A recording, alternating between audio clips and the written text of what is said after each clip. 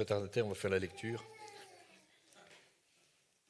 À moins que vous ayez, après le repas, une question que vous n'avez pas encore posée, que vous voulez poser maintenant. Ou un commentaire, ou n'importe quoi. Je ne sais pas si le slide est là-bas. Il était là. Ouais, je l'ai coupé alors, voilà. Et ils n'ont pas fait la lampe qui change de couleur quand on est en diffusion ou pas, quoi.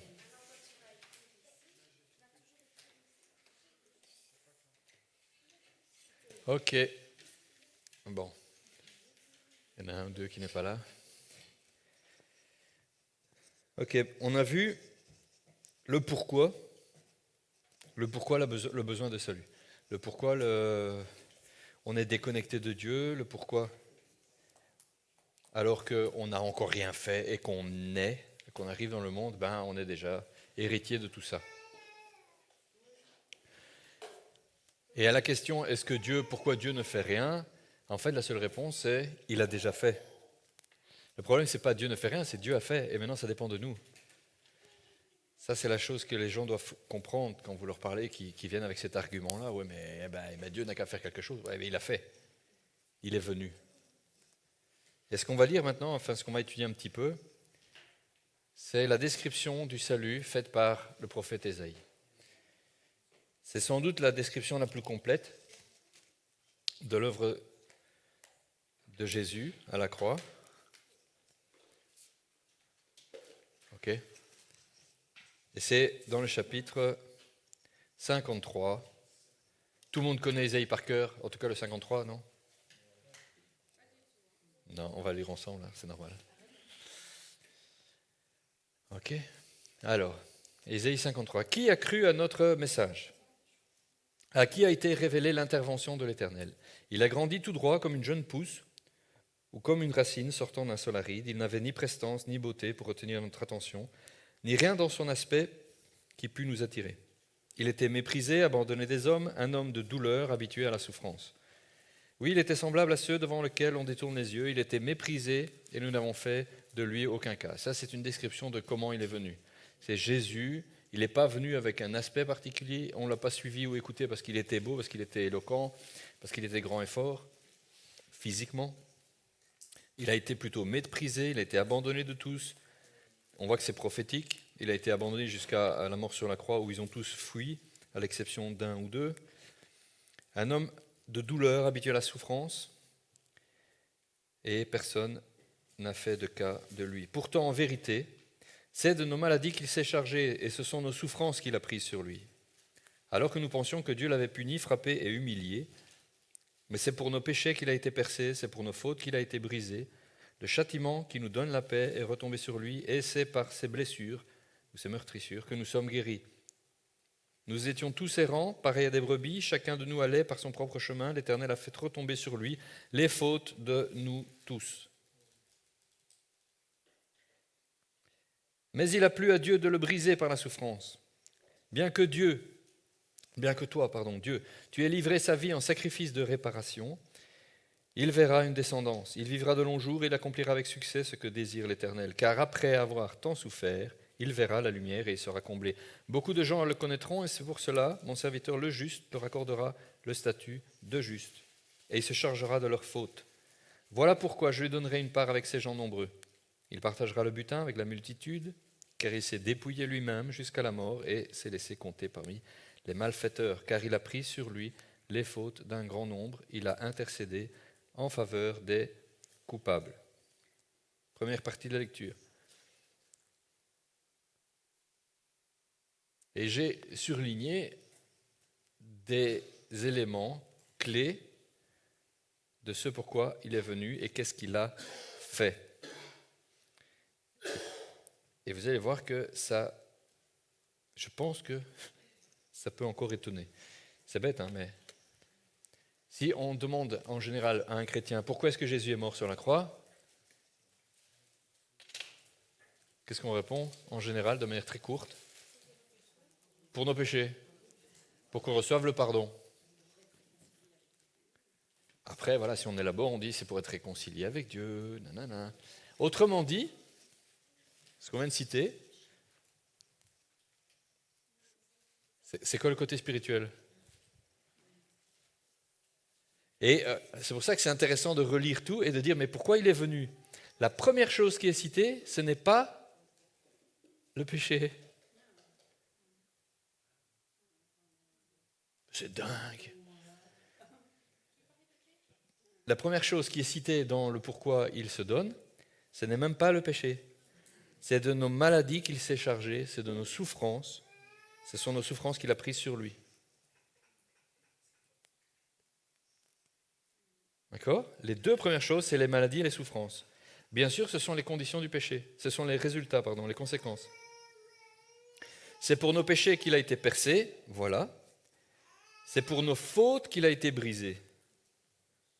Il y a le péché, il y a les fautes. Et on nous dit, il a pris le châtiment. Il est tombé sur lui. Et ce châtiment nous donne la paix. Nous n'avons plus peur d'être châtiés puisque le châtiment a été déjà porté. Nous pouvons être dans la paix. Et alors, je vous laisse méditer là-dessus, mais c'est par ces blessures que nous sommes guéris. Non seulement c'est la première chose qui est citée, mais ensuite elle est répétée. Quand c'est répété, c'est que c'est vachement important. Et puis, il y a le sacrifice de réparation. Il y a le statut de juste qui nous est donné, parce qu'il s'est chargé de nos fautes. Et il a fait ça pour un grand nombre. Il a intercédé pour les coupables. C'est bien parce que nous étions coupables qu'un châtiment nous attendait. D'accord? Et puis, je passe pas mal de points sur Ésaïe et on arrive au chapitre 61. Parce que de nouveau, c'est une annonce de pourquoi. L'Esprit du Seigneur l'Éternel est sur moi, car l'Éternel m'a oint pour annoncer aux humiliés une bonne nouvelle. Il m'a envoyé, afin de panser ceux qui ont le cœur brisé, d'annoncer aux captifs leur délivrance et à ceux qui sont prisonniers leur mise en liberté, afin de proclamer pour l'Éternel une année de faveur et un jour de rétribution pour notre Dieu, afin de consoler tous ceux qui mènent le deuil et d'apporter à ceux qui, dans Sion, sont endeuillés, la splendeur au lieu de la cendre, pour mettre sur leur tête, l'huile de l'allégresse au lieu du deuil, et pour les vêtir d'habits de louange au lieu d'un esprit abattu, afin qu'on les appelle les chaînes de justice, la plantation de l'Éternel qui manifeste sa splendeur. Car ils rebâtiront les ruines d'autrefois, ils relèveront ce qui a été dévasté par le passé, ils restaureront les villes ravagées, les habitats détruits depuis des générations. Ok?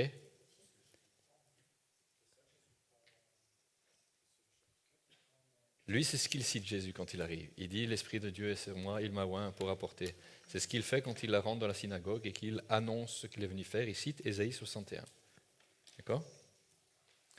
Remarquez, encore une fois, dans tous les passages que j'ai surlignés, on ne parle pas du péché. Il est venu pour annoncer aux humiliés une bonne nouvelle. Nous avons été humiliés, nous sommes humiliés et parfois certains ont ce sentiment très fort d'être humiliés. Il est venu pour panser les cœurs brisés, pour libérer les captifs, la liberté des prisonniers, pour consoler ceux qui sont dans le deuil, pour donner un habit de louange à ceux qui ont l'esprit abattu. C'est étonnant comme,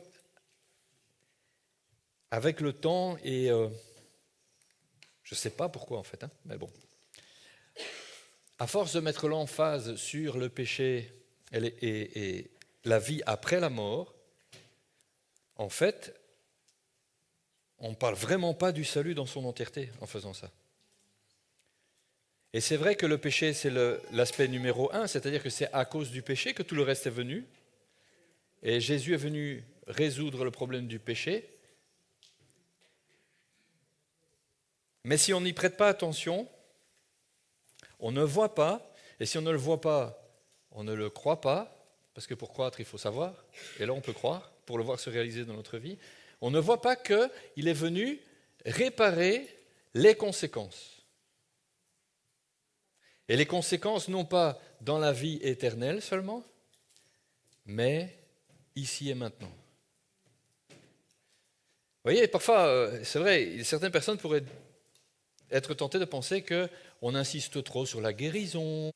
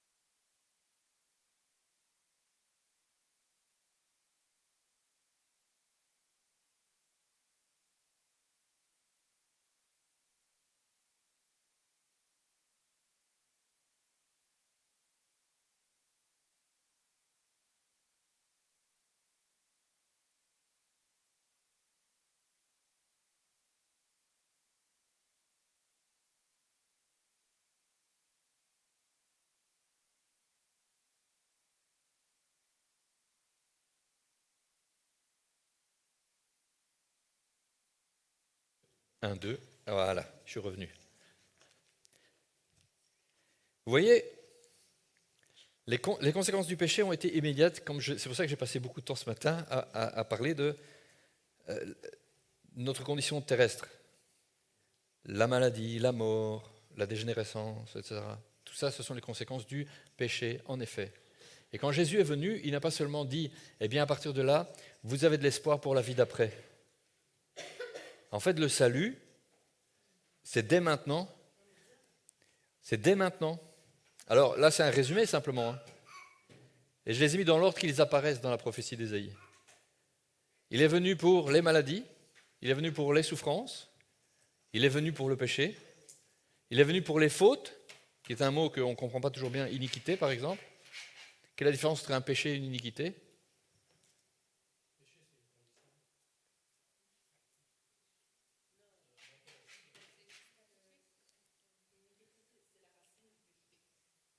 Ah, c'est intéressant. Ok. Le péché, à force d'être pratiqué, devient une iniquité. Et les iniquités se transmettent. Si je bois un coup de trop et que je suis bourré, j'ai fait une faute, j'ai raté la cible, ce n'était pas censé être le cas. À force de pratiquer la boisson, je deviens un ivrogne, et cette ivrogne devient une iniquité dans ma vie. J'ai un problème d'alcoolisme permanent, et je le transmets à mes enfants souvent. Les iniquités se transmettent. Le péché, c'est quelque chose que tu fais. Les iniquités des pères aux fils, Dieu dira. Hein. Bon. Ok. Le châtiment, il est venu pour le châtiment, il l'a pris à notre place, et du coup, il nous donne la paix en échange. Et puis, il répète qu'il est revenu pour nos maladies. Il est revenu pour que les coupables deviennent justes. Nous sommes proclamés justes parce qu'il s'est fait pécher, afin que nous devenions justice de Dieu. Il est venu pour les humilier. Ça, c'est sentimental. C'est un sentiment. C'est comment je me perçois. Il est venu pour les cœurs brisés. Il est venu pour les captifs, les prisonniers, et on verra que Paul nous donne une explication de captifs et de prisonniers particulière. Il est venu pour ceux qui sont dans le deuil. Il est venu pour ceux qui ont l'esprit abattu. On pourrait aussi comprendre dépression. Un esprit abattu, c'est un dépressif. Hein. D'accord ? Et pour que nous manifestions sa grandeur. Les chaînes qui manifestent sa gloire. Ça, c'est le package. C'est pas juste le péché. Ok ? La bonne nouvelle de Dieu, la bonne nouvelle de Jésus, c'est je suis venu effacer la source et ses conséquences, éternelles et terrestres.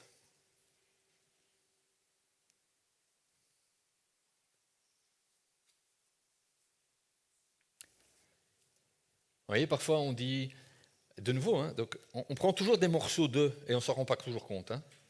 Donc la faute, le péché, ah Seigneur, merci parce que tu as pardonné mes fautes. Et puis il y en a qui s'arrêtent là. Donc tu es malade, il faut vivre avec, c'est la condition de l'homme, la maladie elle est là, tout le monde est malade, tout le monde meurt un jour. Ah non, parce qu'il est venu aussi pour nos maladies.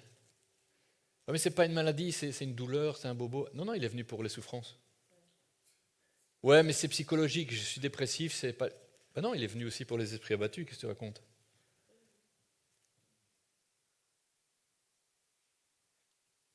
Ok? C'est méga important de prendre tout et de dire le salut, c'est l'ensemble de ces choses-là.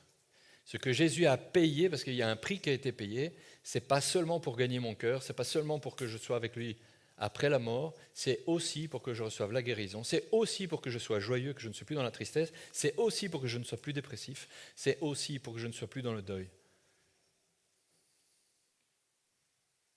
Ça c'est le résumé. Avez-vous remarqué? Il y a les causes, il est venu pour les fautes, les iniquités, les péchés, il est venu pour les conséquences, les maladies, les souffrances, les châtiments, et il est venu pour les émotions. Le deuil, la dépression, le cœur brisé, l'humiliation.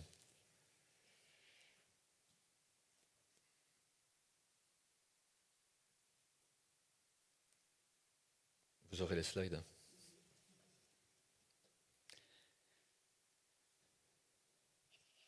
Voilà. Et on ne doit rien laisser de côté.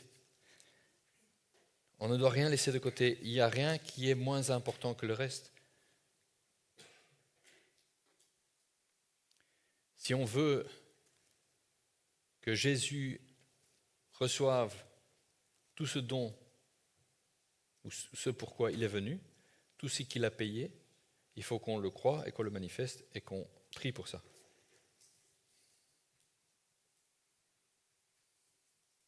La rédemption, c'est le tout.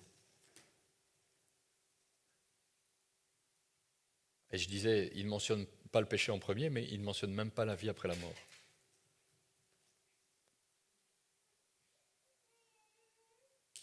Ok ? Et nous avons tendance aujourd'hui à ne parler que de ça.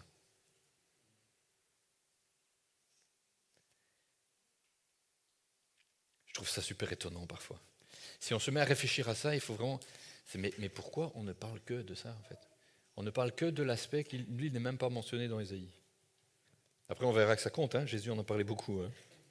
Du royaume de Dieu et de l'enfer. Et Jésus en a parlé. Donc ce n'est pas un mythe ou un truc qu'on a inventé par-dessus.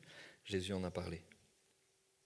Mais dans ce qui avait été annoncé et qui devait venir et que Jésus a accompli parfaitement, c'était tout ça. Voilà. Et donc il est dommage d'appréhender les gens, de les aborder avec la vie après la mort. Quoi. Quand quelqu'un dit « mais moi j'ai pas de problème et de toute façon je ne crois pas à l'après », oui mais et le maintenant, il y a un paquet de trucs que Dieu peut faire pour toi. Et c'est pas qu'il veut le faire parce que, je sais pas moi, c'est parce que c'est un distributeur à bénédiction, et etc. Il n'est pas venu pour ta petite personne. Mais c'est pour l'humanité tout entière et parce que ce que nous vivons aujourd'hui est la conséquence de ce que le diable a gagné à un moment donné. De ce que nous avons voulu connaître. Nous, bon, c'est un grand nous, majestatif. On voulait connaître le bien et le mal. Voilà, c'était fait.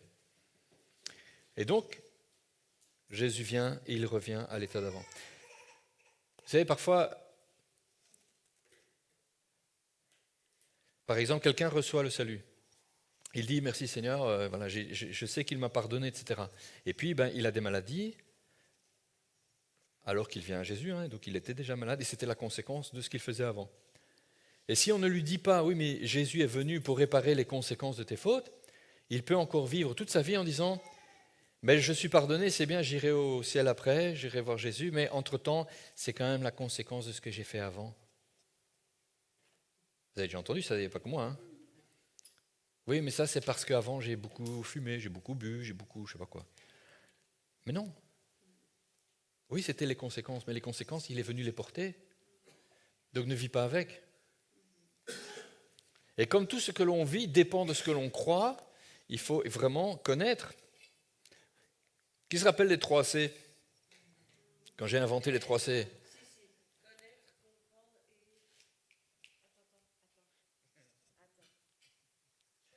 Choisir, merci. Oh, ça me fait plaisir. Il faut connaître pour croire. Et ensuite, il faut toujours choisir de marcher dedans. C'est pas le tout de croire, c'est qu'il faut toujours choisir. Ça, c'est ce que Ésaïe a annoncé. Jésus, puisqu'il fait référence à Ésaïe, nous dit ce qu'Ésaïe a dit, c'est vrai. Hein? C'est pas compliqué. C'est comme ça que ça marche. Alors, après, on va voir le salut selon Paul.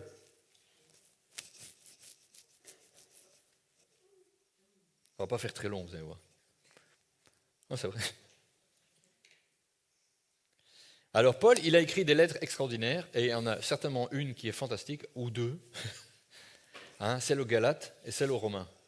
Parce que s'il y a une explication vraiment bien faite, en long et en large et en travers, de ce qu'est le salut et la différence entre la loi et la grâce, ben c'est bien celle-là.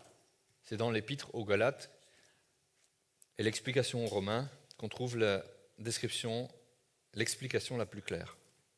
Et on va en lire certains extraits.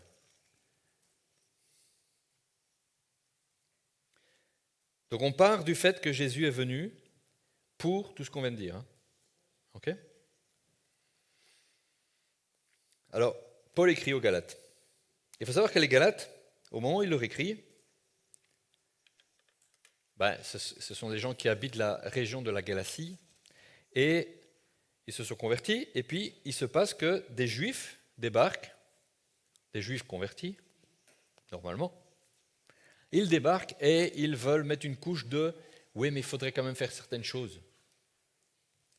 Alors, ils sont venus avec la circoncision, ils sont venus avec d'autres trucs comme ça. Et ils ont dit, ouais, mais non, mais ça c'est important, il faut le faire quand même. Et Paul, il leur écrit, et il dit, oh les gars, qu'est-ce qui vous arrive ? Qu'est-ce qui vous arrive ? Hein, il dira qu'il est allé à Jérusalem, qu'il a vu Pierre, etc., qu'ils se sont mis d'accord sur certaines choses, et qu'en fait, il n'y a pas tout ça, et que la preuve que tout ça fonctionne, c'est que Dieu agit, qu'il y a des miracles, qu'il y a des guérisons, que les vies sont transformées. Et vous avez bien commencé, et pourquoi maintenant vous revenez avec des trucs d'avant ? Et si on revient sur les trucs d'avant, ça n'ira jamais. Et il leur dit, cependant, nous avons compris qu'on est déclaré juste devant Dieu, non parce qu'on accomplit les œuvres que commande la loi, mais uniquement par la foi en Jésus-Christ. C'est uniquement par la foi en Jésus. La foi, c'est croire et faire confiance. Je crois ce que Jésus a fait, et je fais donc confiance pour mon salut. Je fais confiance pour la vie d'après, je fais confiance. Et je n'ai pas besoin de faire des choses. C'est pourquoi nous avons, nous aussi, placé notre confiance en Jésus-Christ pour être déclarés justes par la foi, et non parce que nous aurions accompli ce que la loi ordonne. Car personne ne sera déclaré juste devant Dieu parce qu'il aura accompli ce qu'ordonne la loi. Mais si en cherchant à être déclarés justes dans l'union avec Christ, nous avons montré par là même que nous étions des pécheurs comme les païens, cela signifie-t-il que Christ est complice du péché ? Loin de là. Ça, c'est le côté super grâce. Vous remarquez que ce n'est pas un truc du XXIe siècle, hein, l'hyper grâce. Ah ben, puisque Dieu m'aime, je fais ce que je veux. Puisqu'il m'a pardonné, je fais ce que je veux. Paul, il a déjà dû adresser ça au siècle I. Il dit, les gars, ce n'est pas la loi. Personne ne sera déclaré juste parce qu'il a accompli les œuvres de la loi. Tu ne fais pas ce que la loi dit pour être déclaré juste. Ce qui te fait être déclaré juste par Dieu, c'est le fait que tu crois en Jésus-Christ qu'il a envoyé et qui a accompli ce qu'il devait accomplir. Mais attention, parce que si du coup tu utilises ça pour être complice du péché, il dit, là tu te trompes. À 3e chapitre, il dit, ô Galates insensés, qui vous a envoûté ainsi ? Il considère que c'est de la magie, de la sorcellerie, ils ont été envoûtés. C'est pas mal, hein ? Pour ceux qui diraient, ouais, mais c'est pas si grave que ça. Ah ben, je sais pas. Paul, il dit, c'est carrément, ils ont été envoûtés avec ce genre de truc. C'est top grave, parce qu'il n'y a pas beaucoup de choses que Dieu sait plus grave que la sorcellerie et la magie. Pourtant, la mort de Jésus-Christ sur la croix a été clairement dépeinte à vos yeux. Je vous ai expliqué ces choses-là. Je vous ai dit que Jésus était venu, qu'il était mort à la croix et que c'est pour ça. Je ne vous poserai même qu'une seule question. Il est vraiment dans l'argumentaire. Il défend la grâce. C'est pour ça que l'Épître aux Galates, on peut la relire en une fois, elle n'est pas grosse. Et si on la lit en une fois, on a vraiment tous les arguments qui rentrent et qui s'installent profondément. À quel titre avez-vous reçu le Saint-Esprit ? Est-ce que c'est parce que vous avez accompli la loi ou parce que vous avez accueilli avec foi l'évangile que vous avez entendu ? La marque de l'adoption, c'est le Saint-Esprit. Et il le rappelle, est-ce que vous avez reçu ce Saint-Esprit de la part de Dieu parce que vous étiez nickel sur la loi, ou c'est juste parce que vous avez accueilli avec foi?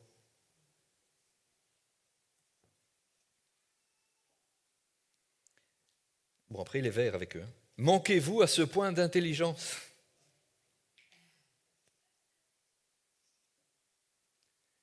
Après avoir commencé par l'Esprit de Dieu, est-ce qu'en comptant sur les ressources de l'homme livré à lui-même, alors l'expression l'homme livré à lui-même, dans la Bible du Semeur, c'est traduit toujours par l'homme charnel, dans les traductions plus anciennes. Donc l'homme selon la chair, l'homme naturel, on dira aussi. Ou livré à lui-même, c'est l'expression qu'ils ont décidé, eux, d'employer. Est-ce en comptant sur les ressources qui nous sont propres, à notre nature humaine, que vous allez parvenir à la perfection? Vraiment, est-ce que c'est ça que vous croyez aujourd'hui? Maintenant que vous avez reçu le Saint-Esprit, vous vous dites, eh bien maintenant je vais faire attention, je vais suivre les commandements, je vais faire des trucs, entre autres les rituels comme la circoncision, etc. Avez-vous fait tant d'expériences pour rien? Si encore c'était pour rien. Voyons, lorsque Dieu vous donne son esprit et qu'il accomplit parmi vous des miracles, le fait-il parce que vous obéissez à la loi ou parce que vous avez accueilli avec foi l'évangile que vous avez entendu? À la manière d'Abraham, dont l'Écriture déclare, il eut confiance en Dieu et Dieu, en portant sa foi à son crédit, l'a déclaré juste. Comprenez-le donc, seuls ceux qui placent leur confiance en Dieu sont les fils et les filles d'Abraham. Abraham, c'est le père de la foi, c'est celui qui nous a montré l'exemple. Et c'est parce qu'il a eu confiance en Dieu qu'il a été déclaré juste. C'est parce que quand Dieu lui a dit « va là-bas », il est allé. C'est pas grand-chose. Hein.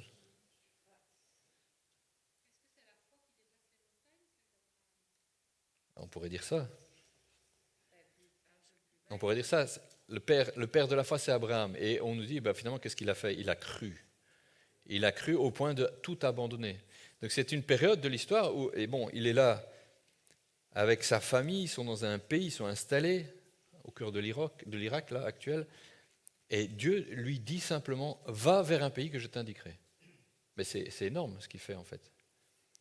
Allez, on le lit, on se dit, ouais, c'est cool, et après il a vécu ci, mais lui il ne savait pas. Hein. Il a vécu longtemps. Il a dû partir, il a pris d'abord son père, etc., puis plus tard son père est sur place et il continue. Alors, Dieu lui dit chaque fois, on y va, vers où, je ne sais pas. Mais c'est ça qui a suffi pour que Dieu dise, Abraham, il est juste. Il m'a fait confiance jusqu'au bout. Et pas que là, évidemment. Quand il lui a dit, donne-moi ton fils, il s'est dit, Dieu, il est capable de le ressusciter. Il fallait quand même y aller. Hein. Nous, on a des témoignages de résurrection. Jésus a ressuscité des morts. Il y a tel prophète, il en a ressuscité un. On dit, ouais, Dieu peut le faire. Abraham, il n'avait pas ça. Hein. Abraham, il a attendu 2 fois 20 ans, là, et puis son fils arrive, et puis Dieu lui dit, tu sais quoi? Donne-le-moi. Et les gens autour de lui faisaient ce genre de sacrifice. Il faut savoir que c'est quand même un peu particulier. Hein. Et Abraham, il dit rien à personne, parce que s'il en parle, ça va peut-être pas se passer bien non plus. Chérie, je vais aller sacrifier Isaac, et je reviens après. Hein. Mais non, il dit rien. Quand on lui dit, tiens, t'as pas prévu l'animal pour le sacrifice? Non, t'inquiète, Dieu pourvoira. La confiance d'Abraham, c'est dingue. C'est complètement dingue. Je veux dire, nous, on a parfois du mal, si Dieu te dit n'importe quoi en fait. Hein. Si Dieu vient et te dit, vends ta voiture, ou donne-la au voisin qui n'en a pas. Nous déjà, on aurait du mal. Hein. Une voiture, tu sais combien ça représente, et je suis en train de la payer, j'ai un crédit sur le dos. Seigneur, c'est une blague. J'ai pas dû entendre Dieu. Ça, c'est pas Dieu. Regarde-moi, Satan. Hein? Il te dit, quitte tout, vends tout, pars. Pour où, Seigneur? Je sais pas, je te dirai en chemin. D'accord. Puis tu dis, bon, je vais faire un petit pas de foi, on va y aller pendant 1 semaine ou 2, là. Et puis tu dis, non, vas-y, continue. 1 mois passe, 2 mois, 1 an passe. Et Seigneur, on va où? Continue, avance. Vers un pays que je t'indiquerai. C'est incroyable. 4e chapitre, on lit juste quelques versets, hein, je raccourcis, mais... Nous aussi, lorsque nous étions des enfants, nous étions de même asservis aux principes élémentaires qui régissent la vie dans ce monde. Il parle des lois morales, naturelles et de comment on vit. Mais lorsque le moment fixé par Dieu est arrivé, il a envoyé son Fils, né d'une femme, placé par sa naissance sous le régime de la loi, pour libérer ceux qui étaient soumis à ce régime. Il nous a ainsi permis d'être adoptés par Dieu comme ses fils et ses filles. Jésus est venu libérer les captifs. Nous étions captifs. Nous étions captifs du régime de la loi. On va lire dans l'Épître aux Romains, il dit la même chose. Nous étions soumis au régime de la loi et donc, parce que nous l'enfreignions, parce que nous sommes en infraction tout le temps, eh bien nous sommes sans arrêt en train de subir les conséquences du péché. D'accord ? Jusqu'à ce que Jésus vienne, c'est la seule chose qui est possible. T'enfreins la loi, tu subis les conséquences du péché. T'enfreins la loi, tu subis les conséquences du péché. Et les conséquences, c'était parfois la mort immédiate. Pour tel genre de truc, lapidation. Ça va, ça va. Il y a des choses avec quoi on rigolait pas. Et parce que nous avons été libérés de ce régime, il a fait de nous des fils et des filles.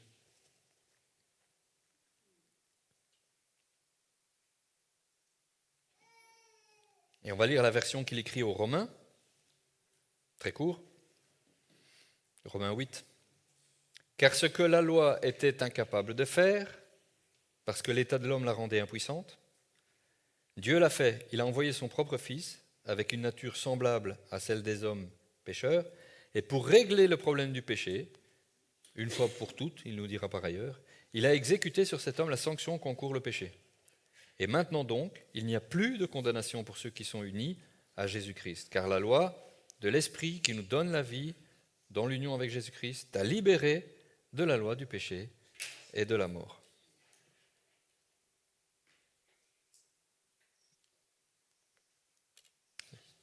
C'est par l'action de Jésus que nous sommes libérés de cette loi-là. Et il explique, par ailleurs, que nous sommes esclaves de ce qui domine de nous. Vous voyez, quand vous tombez sur quelqu'un qui dit par la grâce c'est bon, c'est bon, Dieu ne regarde plus à ça. Il y a plusieurs problèmes avec ça, évidemment. On peut commencer par dire en fait, tu t'essuies les pieds sur ce que Jésus a fait, quoi. Parce qu'il n'est pas venu effacer les conséquences, il est venu te libérer de cette loi-là. Et toi, tu dis, c'est pas grave, je peux donc faire ce que je veux. Non, parce que tout ce que tu fais qui est de l'ordre du péché domine sur toi, tu en es esclave. Et il t'a rendu libre. Tu es un homme libre et tu dis, je retourne volontairement vers l'esclavage du péché. Or, c'est par notre foi en Jésus-Christ, il faut rester en lui pour bénéficier de la grâce. Ce n'est pas un serment unique et puis après je m'en détache. C'est un serment et puis je m'y attache et je reste dedans. Je vis en Christ et je reste libre de cette loi. Je n'ai pas pris plus de versets, mais il nous explique que si on retourne, c'est comme si on voulait crucifier Jésus une deuxième fois. Et il dit ça, c'est pas possible. Paul dit c'est pas possible, on ne peut pas crucifier Jésus une deuxième fois. On ne peut pas retourner volontairement à la vie d'avant, c'est-à-dire à la condition d'homme déchu, c'est-à-dire à celui qui ne peut pas se dominer et qui fait ce que sa chair lui demande de faire. Paul adresse les églises locales de Rome et de Galatie et il nous rappelle les étapes fondamentales. Si par un homme la mort est entrée dans le monde, c'est-à-dire par Adam, il fallait que ce soit par un homme que le prix soit payé. Et donc c'est pour ça que Jésus s'est incarné. Il est né d'une femme pour être un homme totalement. Et c'est en tant qu'homme, puisqu'il est né comme nous, il était donc né sous le régime de la loi. C'est-à-dire qu'à la moindre faute, il en aurait subi les conséquences immédiates. Il a vécu sous le régime de la loi, mais il a accompli parfaitement la loi.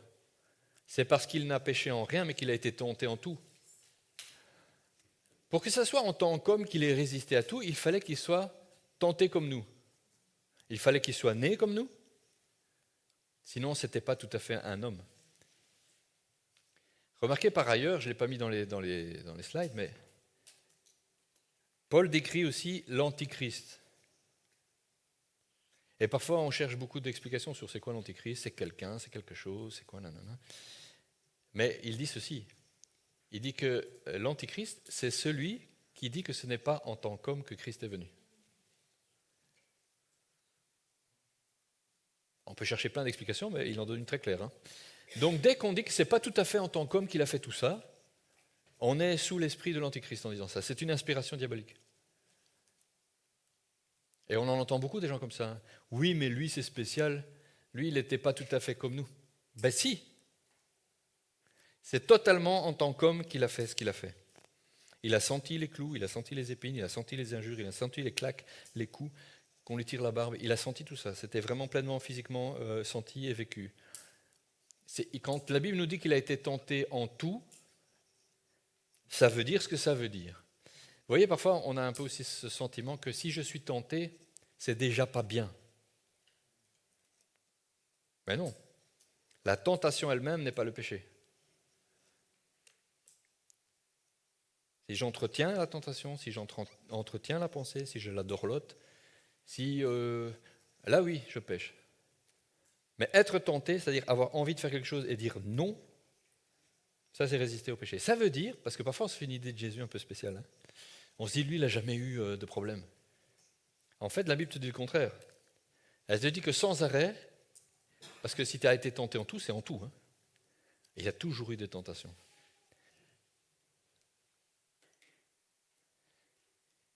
Ça vous fait voir Jésus autrement ou pas? T'imagines que c'est-à-dire que de temps en temps, il y avait quelqu'un qui lui soufflait l'idée, regarde cette femme qui passe, mens, mets-toi en colère. Prends un truc qui n'est pas toi. Je sais pas moi. C'est ça être tenté, Sinon, tu n'es pas tenté, sinon. Et je pense qu'il y avait des esprits autour qui s'acharnaient vraiment pour le tenter, parce qu'il fallait qu'il tombe, lui. C'était le Fils de Dieu.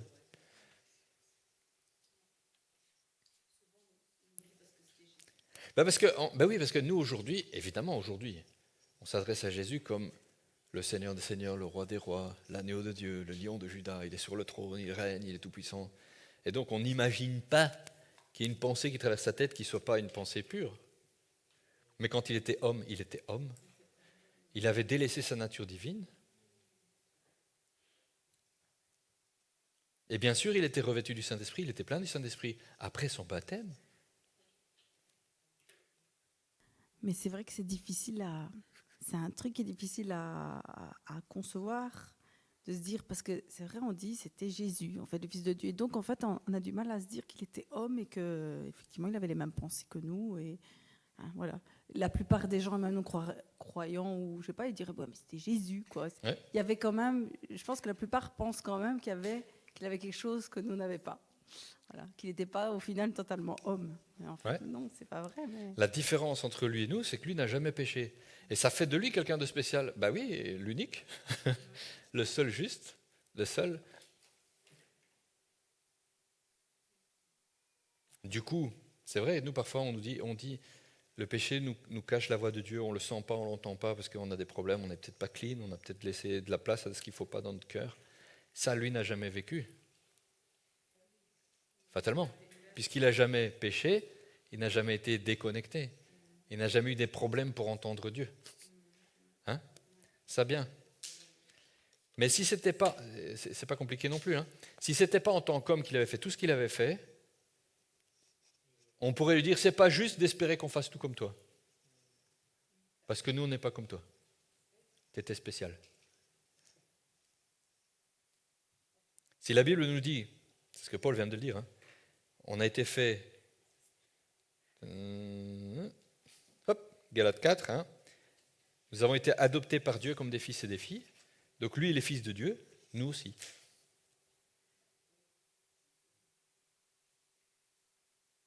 Ça veut dire que quand bien même on dirait oui, mais lui, il était le fils de Dieu, toi aussi.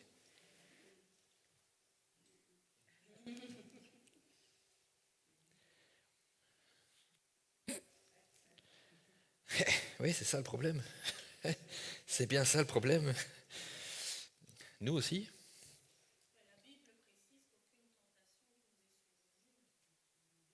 Bien sûr, bien sûr. bien sûr. C'est bien ce que tu dis. Ça fait partie des choses quand quelqu'un vient et dit « Oui, mais c'est plus fort que moi, j'arrive pas. » C'est un mensonge. Non, mais c'est un mensonge que tu crois. Hein? Ben oui, c'est ta réalité parce que tu crois ça. Mais en réalité, en vérité, ce n'est pas le cas. Il n'y a rien auquel on soit soumis, qui ne soit pas commun à tous les hommes. 1. 2, qui soit au-dessus de nos forces. Parce qu'il ne permet pas que l'on soit tenté au-dessus de nos forces. Et avec chaque épreuve, chaque tentation, il nous donne une porte de sortie. Toujours.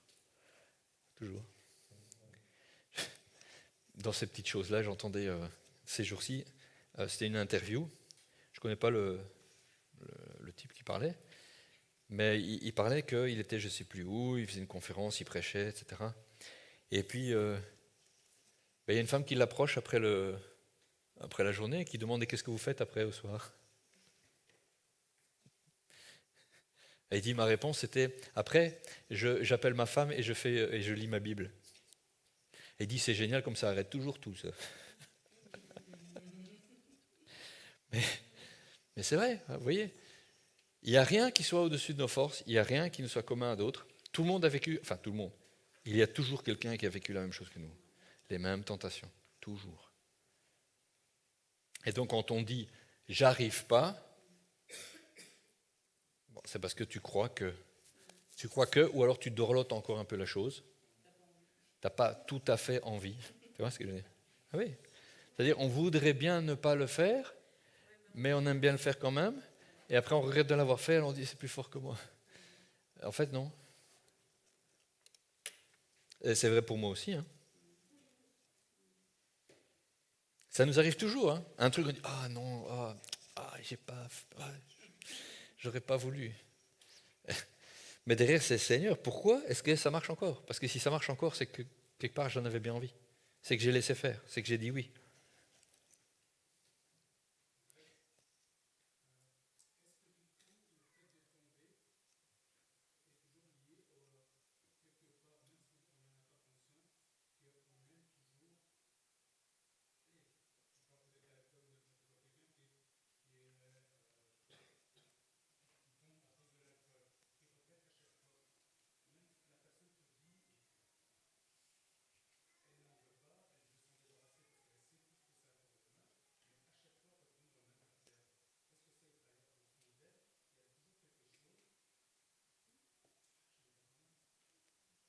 Il y a plusieurs choses.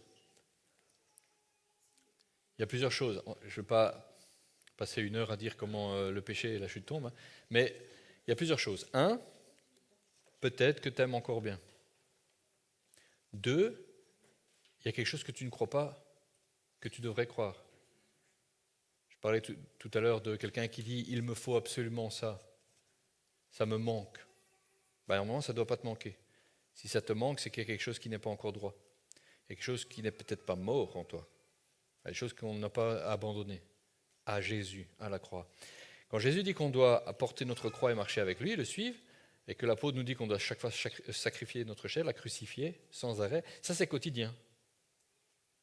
Tu vois, donc le côté, c'est toujours des expressions quand on dit c'est plus fort que moi. Ce qu'il ne faut pas que ça soit, c'est ça me dédouane. Ça m'enlève la responsabilité. Tu vois, c'est plus fort que moi. Tu veux dire quoi? Tu veux dire que le diable t'a pris, il a fait marionnette avec toi et qu'il a fait à ta place et toi tu disais non, je veux pas, non, je veux pas. Non, c'est pas vrai, tu vois. C'est pas vrai. Mais par contre, tu vois quelqu'un qui dit mais je retombe dans l'alcoolisme, etc. Ben peut-être qu'il y a quelque chose qu'il n'a pas encore compris. Il y a peut-être quelque chose qu'il n'a pas encore abandonné. Vous savez, c'est des conversations qu'on a souvent. Parce que si on lit l'évangile de manière simple et claire, il y a la nouvelle naissance. Boum, toutes choses sont nouvelles, toutes choses anciennes sont passées, ça n'est plus. Donc techniquement, tu lis ça, tu dis, donc quand je me convertis, je dis Seigneur, je t'accepte, il n'y a plus rien de l'ancien qui est là. Alors? Mais oui, vous savez le nombre de fois que j'ai débattu ou que j'ai discuté avec certaines personnes, Parce que même moi, je veux dire, voilà, je lis ça et je dis, Seigneur, où sont les gens qui se convertissent de cette manière-là? Hein? Ah oui, mais parce qu'il y a toujours des... Alors, il y a parfois des conversions radicales, instantanées, énormes. Libérées de l'alcool, de la drogue, de non, non, non, non, non, non. Et c'est fini. Genre, la personne, plus jamais elle touche. Et tu dis, ben, là, il y a combien qui vivent une conversion comme ça? Parce que tous ceux que je rencontre, il y a plein de petites choses qui ont changé d'un coup, et puis tout le reste, parfois, ça met des plombes. Et parfois, ils sont toujours avec les mêmes trucs pendant des années, des années, des années. Pasteur, j'ai un problème, il faut que je te parle de ci, de ça. Tu dis, mais ça fait combien de temps que tu sais que c'est pas comme ça que ça marche? Je comprends pas que tu sois là, tu vois.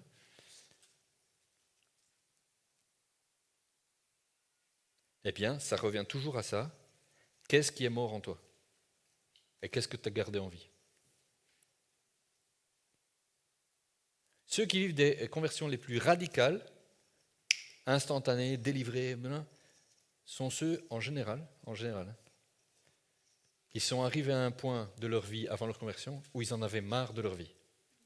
Absolument marre de tout. Je veux plus rien de tout ça, ça marche pas, j'en veux plus, ma vie c'est que de la... Et ils arrivent devant Dieu et disent, prends tout, si tu me libères, je te donne tout. Et ils le pensent. Et bien c'est boum, il n'y a plus de problème. En général, c'est instantané, en tout cas 95% de leurs trucs, ils ne sont plus jamais là. Mais les autres, la plupart des conversions, c'est pas comme ça. C'est, ah, je veux bien. Ah ouais, j'aime bien le message du salut. Il me manquait un truc dans ma vie. Bon, ben voilà, ça c'est réglé, le truc qui te manquait dans ta vie. Et le reste, tu ne l'as pas donné. Tu ne l'as pas cloué à la croix. Tu ne l'as pas jeté dans l'eau du baptême en disant j'en veux plus, j'en voudrais plus jamais. Eh ben donc, tout ça s'en va au fur et à mesure que tu le lâches. Voilà le problème qu'on a, la plupart du temps. C'est pas compliqué. Ouais.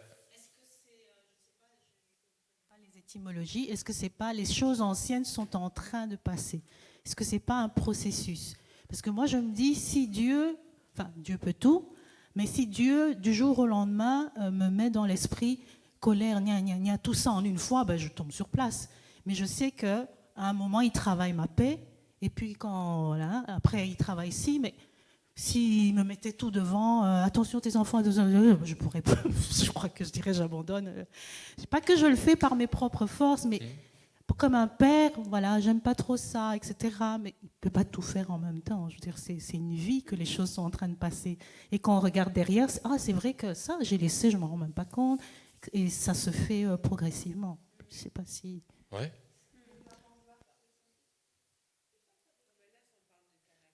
On parle de plein de choses différentes en même temps, mais de fait, donc, la conversion, il y a le changement de nature. Ce qu'on pourrait parler, c'est quoi la nouvelle naissance? La nouvelle naissance en tant que telle. Hein. On pourrait presque faire une journée dessus, peut-être, mais la nouvelle naissance, naître de nouveau. Jésus a dit à Nicodème, si tu ne nais pas d'en haut, hein, tu ne peux pas entrer dans le royaume de Dieu. Si tu ne nais que d'en bas, et jeu de mots, parce qu'il fait de l'eau et de l'esprit, etc., c'est des jeux de mots en hébreu. Donc on doit naître d'esprit. C'est ça la nouvelle naissance. Quand tu dis à Dieu que tu l'acceptes et que tu prends le pardon qu'il t'est accordé par la foi en Jésus, son esprit vient en toi une première fois, il te fait naître à la nouvelle vie avec l'esprit.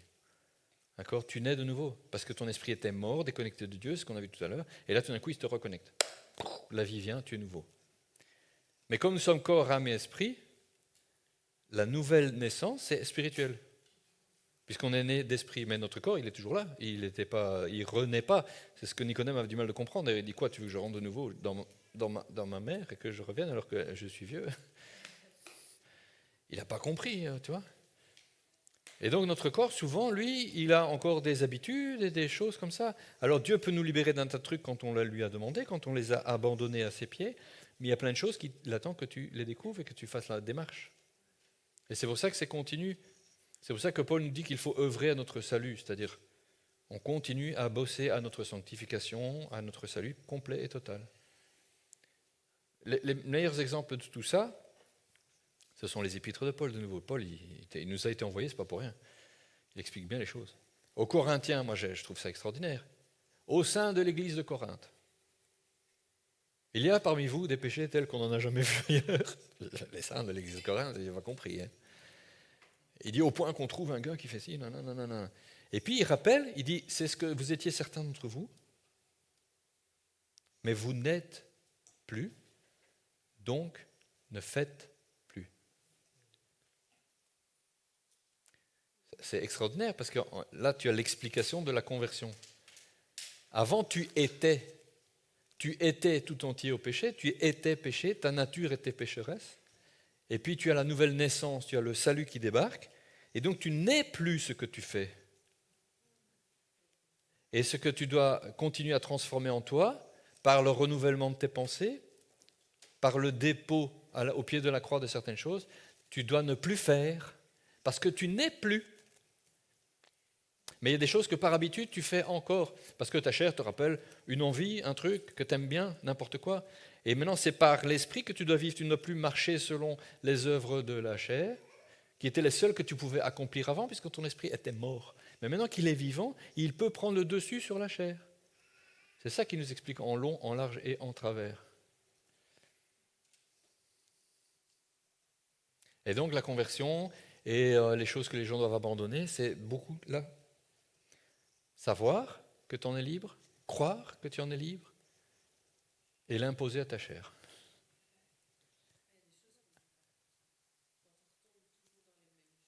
Oui, c'est qu'il y a quelque chose. Il y a quelque chose derrière. Mais il y a plein de choses à faire. Bien sûr. Bien sûr. Bien sûr. Tu n'es pas tout seul dans la foi à marcher dans ton coin. Hein?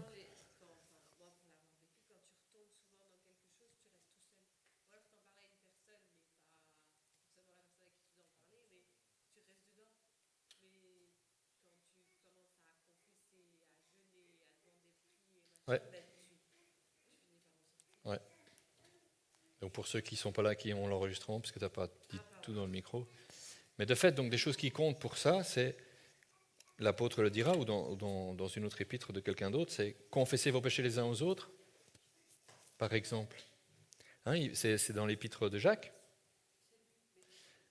qui dit que certains sont malades, etc., et puis qu'ils aillent voir les anciens de l'Église, et puis qu'ils feront l'onction d'huile, et puis de confesser, et que s'il y a quelques péchés, ils leur seront pardonnés. Ailleurs, il dit confessez les péchés les uns aux autres, afin que vous soyez guéris. Tu vois, donc, c'est pas juste blanc, noir, 1 ou 0, c'est pas binaire, mais voilà. Et c'est petit à petit. C'est pour ça que nous devons grandir. J'ai bien aimé aussi quelqu'un que j'ai entendu il n'y a pas longtemps qui parlait des choses qu'on abandonne et qu'on n'abandonne pas. Et il faisait ça, il faisait le lien avec la course de Paul. Paul, il dit c'est une course, et on doit courir. D'accord ? Et alors le gars disait, ben, si on fait un petit jogging ou une balade, on peut encore être chargé de beaucoup de choses, c'est pas très grave. Mais si on veut courir un sprint, on doit se débarrasser de beaucoup de choses. Donc ça dépend comment tu marches avec Dieu. Hein. Si tu veux marcher vite et bien, il va falloir lâcher un paquet. Plus tu gardes et moins tu vas vite. Et c'est pas mal, hein. C'est vrai en fait. C'est vrai. Vous voyez, c'est pas le tout de dire aux gens fais plus ci, fais plus ça, parce que parfois on les met en position d'accomplir les œuvres de la loi. Mais l'idée c'est que si tu veux marcher avec Jésus vraiment et que c'est une course, il y a des choses que tu dois laisser tomber parce que sinon tu ne sais pas courir. Tu n'avances pas. Et la vitesse à laquelle on voit les délivrances, la liberté dans sa vie, c'est la vitesse à laquelle on lâche les affaires qui nous ralentissent. Et plus tôt on les lâche, mieux c'est. Souvent, ça fait partie des autres expressions de chrétiens, Dieu a son temps. Hein? Oui, ben c'est une expression de chrétien, j'ai dit. C'est selon le plan et le temps de Dieu. Et parfois, ben, c'est pas maintenant parce qu'il faut attendre. Non. Lui, il nous attend, oui. Et il dit, bon, ben, on ne peut pas aller plus vite avec toi, pas pour le moment. On ne peut pas aller plus vite avec lui, avec elle. On ne peut pas aller plus vite autour de toi parce que les gens n'écoutent pas. Alors ça prend du temps. Et la Bible nous dit aussi que Dieu tarde à faire certaines choses parce qu'il veut qu'un maximum atteigne le salut. Donc vous voyez que ce n'est pas juste, j'ai décidé maintenant. Non, il veut, il fait plein de choses, il met tout en place, il met en œuvre, il parle, il fait des choses. Combien de fois il nous dit quelque chose qu'on n'écoute pas la première fois? Est-ce que du coup, quand on l'a fait enfin et qu'on est libéré de cette chose-là, on dit, ah ben c'était le moment que Dieu... Non, il te l'a dit il y a déjà 5 ans, 10 ans, 15 ans. Qu'est-ce que tu racontes que c'était son temps maintenant? C'est toi qui as attendu autant de temps pour faire finalement ce qu'il t'a demandé. Ça y est, je suis libre. Probablement que ça devait être ainsi. Non! Non, pas du tout. Voilà. Ça, j'ai raconté. Par la mort à la croix, il s'est fait pécher pour que nous soyons faits justice de Dieu. Ça, c'est un truc extraordinaire. C'est par notre foi en Jésus que nous recevons la justification. C'est bien la foi en Jésus. J'aime bien aussi, il y a des évangélistes comme ça qui font plein de sorties et qui font des vidéos de leurs sorties. Ils ont une méthode pour expliquer la foi en Jésus. Et par exemple, ils utilisent l'image du parachute. Il dit on met un parachute pour sauter de l'avion, c'est parce qu'on a foi dans le parachute. Tu peux faire ce que tu veux, c'est ta foi dans le parachute. Hein. Si tu ne mets pas le parachute parce que tu dis ouais je suis pas sûr, tu vas quand même t'étaler sur le sol. Et donc c'est notre foi en Jésus qui nous sauve. Mais il faut donc le mettre le parachute. Mais il n'y a que ça qui sauve, la foi en Jésus. Mets ton parachute. C'est en lui faisant confiance que tu l'obtiens. Tout le reste ne compte pas, il faut mettre le parachute.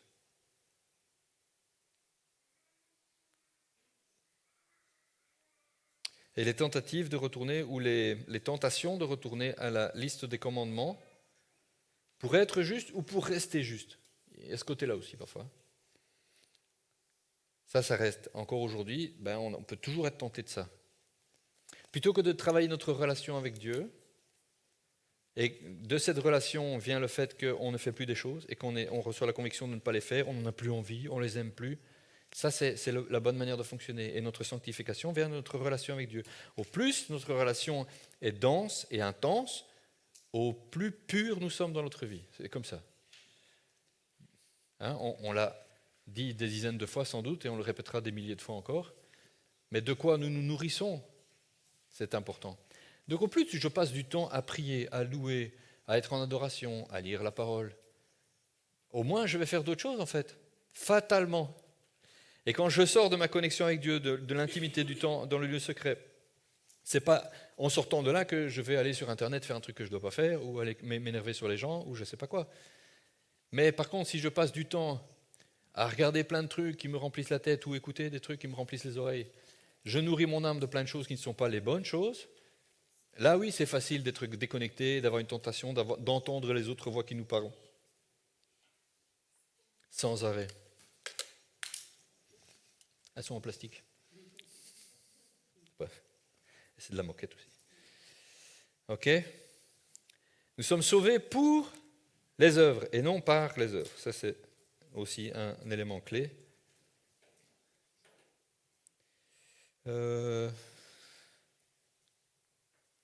Voilà, j'en ai parlé. Vous avez ça dans le slide aussi. On ne laisse pas passer le péché. En fait, vous savez, il y a un truc aussi, moi, qui un jour m'a marqué très fort, c'est, ok, aimer la justice, aimer le bien, c'est pas suffisant. Si on regarde comment on a qualifié l'œuvre de Jésus et sa vie, il nous dit qu'il a été glorifié parce qu'il a aimé la justice et qu'il a haï le mal. C'est pourquoi la complaisance ou la tolérance par rapport au mal, dans notre vie, pas par rapport aux gens, ça ne marche pas.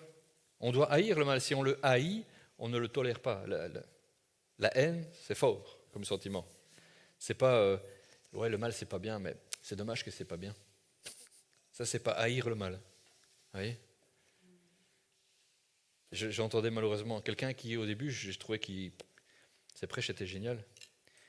Et puis un jour, sur un sujet qui porte à controverse aujourd'hui, qu'on ne peut pas trop adresser sans avoir les regards haineux de certaines personnes, tu vois, il a dit « Ouais, mais c'est pas ma faute. Moi, j'aimerais bien que ça soit autorisé par Dieu si c'était moi qui choisis. » Je trouvais que, oups, pot de banane, il a glissé.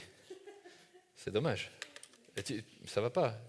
Hein, c'est un peu comme dire la drogue, ça tue des gens, etc. Mais c'est dommage que ça soit pas légal. Moi, j'aimerais bien que ça soit légal, mais les gars, mais en fait, on peut pas. C'est pas de chance. Tu dis pas ça. Tu sais que c'est mal parce que c'est mal. Pas parce que c'est pas autorisé. Si Dieu te dit fais pas ça, c'est parce que c'est mal. c'est parce que c'est pas ce qu'il avait prévu, ça ne doit pas être dans notre nature, parce que c'est pas la nature de Dieu, c'est pas comme ça qu'il a fait les choses. Et donc, il faut juste dire, il a dit que c'était mal, c'est parce que c'est mal. C'est pas, je suis vraiment désolé que ce soit mal. J'aimerais bien que ce soit bien. C'est-à-dire que c'est le début de la pente. Après, on ne parle plus de certaines choses parce que c'est mieux de ne pas en parler du tout, carrément. Mais alors, on ne parle plus de ce que Dieu a dit dans son entièreté. Nous sommes libérés par la mort en Christ, Jésus. Donc, nous ne pouvons plus vivre selon la loi charnelle. On doit vivre selon l'esprit. Parce que si nous ne faisons pas ça, si nous vivons toujours selon la chair, alors on est toujours sous cette loi de la chair, de la loi du péché et de la mort. Et il dit qu'il faut mourir à nous-mêmes. Et cette vieille nature, on l'a dit mais on le répète juste, elle veut ressusciter. Pour le dire comme ça. Ça veut souvent revenir, quoi. Et parfois on a la paix avec un truc, je ne sais pas si ça vous est arrivé, hein. Parfois on a la paix avec quelque chose, mais pendant longtemps. On dit, wouhou, je suis libéré, c'est bon, Seigneur, merci. Voilà. Et puis un jour, par hasard, alors qu'on n'attend pas, hop, clac, une petite pensée, une petite tentation nouvelle. Et là on dit, je ne comprends pas. D'où ça vient ce truc-là? C'était plus. Ça ne m'était plus jamais passé par la tête. Mais ça essaye.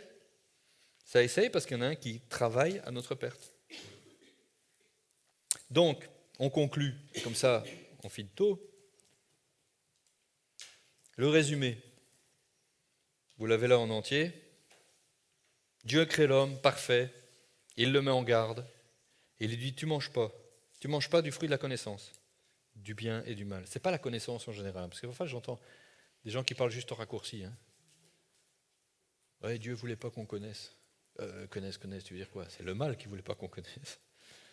Maintenant on le connaît. Il dit, si tu le fais, certainement tu mourras.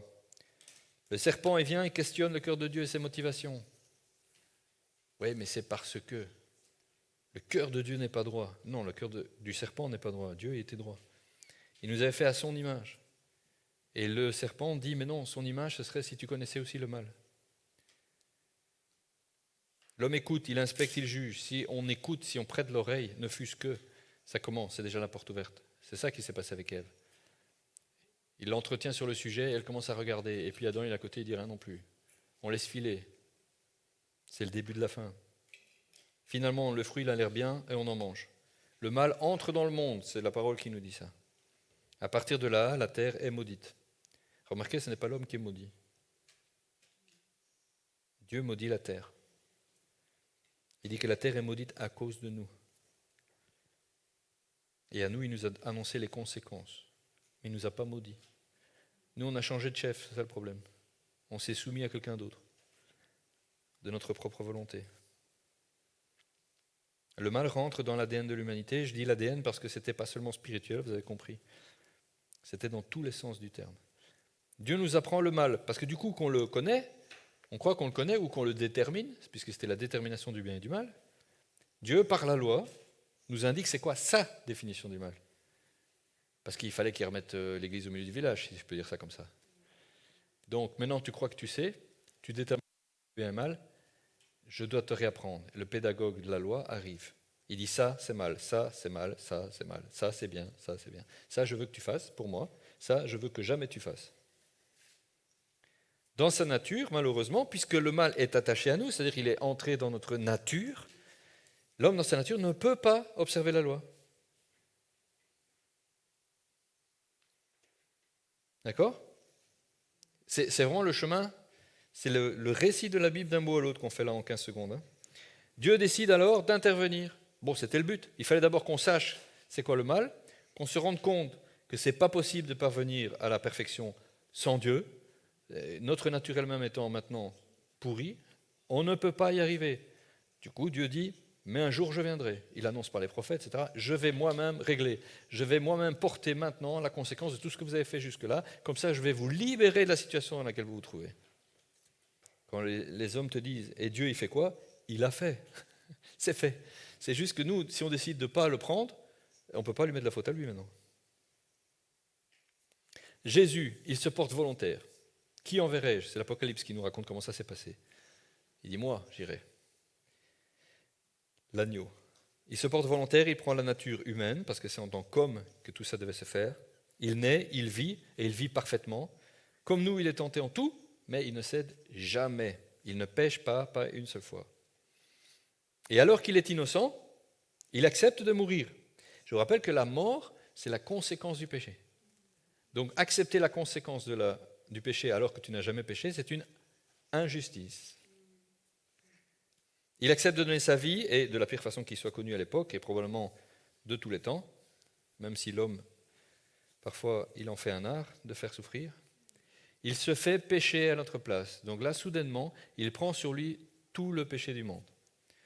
De là, il dira, pourquoi m'as-tu abandonné ?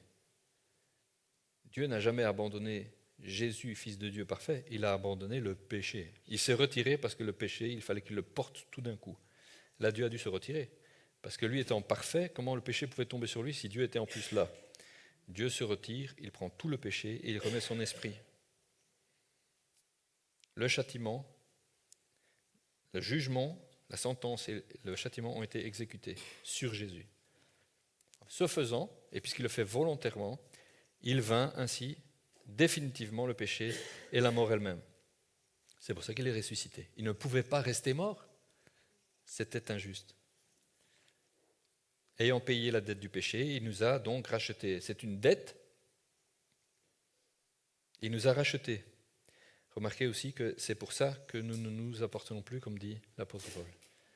Si nous avons été rachetés à un tel prix, il faut savoir que nous ne sommes plus à nous. Il nous a gagnés. Du coup, nous sommes réconciliés à Dieu. Sa colère, son besoin de justice ont été satisfaits. Il fallait qu'il y ait justice, que la justice soit rendue. Dieu peut être parfait autant qu'il l'est, il peut être amour autant qu'il l'est, il est aussi juste que tout ça. Et donc, puisque nous avions enfreint le seul commandement qui avait été donné à l'homme, tu ne connaîtras pas le mal, et on a décidé qu'il fallait qu'on y goûte, on l'a goûté, la conséquence devait être payée jusqu'au bout, il fallait que maintenant quelqu'un ne... Puisque la loi disait c'était quoi le mal, etc., et que la conséquence du mal c'était la faute, la mort, il fallait que quelqu'un vive une vie sans péché pour qu'il puisse dire voilà, j'ai accompli toute la loi. Ce que l'humanité tout entière ne peut pas faire, moi je l'ai fait. Et alors qu'il a du coup pris le châtiment de manière imméritée, la justice a été rendue définitivement. Nous avons hérité de la grâce divine. Et c'est à notre tour de jouer. Ça, c'est la question à tous les gens qui doivent se convertir un jour. Si vous leur expliquez le salut en 15 secondes et pas en 5 heures, hein, c'est ça. Mais non, en fait, Dieu a tout fait, c'est fait. Maintenant, c'est à toi. La partie, elle est de ton côté. Tu dois accepter, c'est comme le parachute. C'est vrai que tu es dans un avion en perdition, mais il y a quelqu'un qui a prévu le parachute. Ce que tu dois faire, c'est le mettre. Si tu ne le mets pas, tu ne peux pas accuser qui que ce soit que l'avion va se cracher et que tu vas mourir. Il t'avait donné la porte de sortie, c'est toi qui ne la veux pas en fait. C'est pas parce qu'il est méchant qu'il te laisse mourir dans l'avion qui s'écrase, il y a le parachute. Le salut est proposé à l'humanité. Vous savez, Jean, dans son introduction, il dit « Car Dieu a tant aimé le monde qu'il a donné son Fils unique ». Et puis il dira plus loin, c'est pourquoi celui qui croit au Fils de Dieu, il n'y a pas de jugement, et les autres sont déjà jugés. Vous voyez pourquoi ce n'est pas la balance et tout ça là qui fait que Harry, tu rentres ou tu ne rentres pas. C'est parce que celui qui ne croit pas au Fils unique de Dieu est déjà condamné. Il a refusé le cadeau offert. Alors que ceux qui l'ont accepté sont déjà rendus justes aux yeux de Dieu. Et je ne vais pas revenir sur le fait que croire et accepter, ça veut dire vivre donc selon l'Esprit sous Jésus et pas faire ce que tu veux en disant « mais je l'ai accepté ». Ça, c'est un mensonge. Ça veut dire que tu ne l'as pas vraiment accepté. C'est pas juste je veux bien entrer, je veux bien le ticket d'entrée, mais je ne vais pas marcher sur le chemin qui amène à l'entrée. Ben non, ça n'a pas de sens. D'accord ? Le package du salut, c'est donc quoi ? Nous sommes sauvés, rachetés du statut déchu de la nature humaine, de sa dégénérescence, morale, physique, psychologique et spirituelle. Il a pris sur lui le poids de nos péchés, nos fautes, nos iniquités, le châtiment a été donné, du coup nous pouvons recevoir la paix, c'est Ésaïe. Nous sommes réconciliés, rétablis dans notre nature d'enfants légitimes, Paul qui nous le dit, Galates. par notre foi placée en Jésus et notre vie crucifiée avec lui, sur la croix. Je vous invite vraiment à la sortie de ça de relire Galates et Romains, parce que là c'est en long, en large aussi. Le péché et ses conséquences, c'est-à-dire l'esclavage, la soumission de l'homme au péché, à sa nature, au péché originel, ne sont donc plus. C'est pour ça qu'il a pris aussi nos maladies et nos souffrances, nos esprits brisés, nos deuils, nos dépressions. Il a guéri nos sentiments, notre cœur, notre âme. Notre humiliation est effacée. Et pour conclure, il faut croire pour voir se réaliser tout ça. Et j'ai remis mes 3 C. Maintenant, c'est à chacun de nous de marcher dans cette vérité. Pour marcher dedans, il faut, la connaître, il faut que quelqu'un te la dise. Tu peux être libre de tes émotions. Tu peux être consolé. Tu peux ne plus être triste. Tu peux ne plus être dépressif. Tu peux être guéri. Et rester en bonne santé.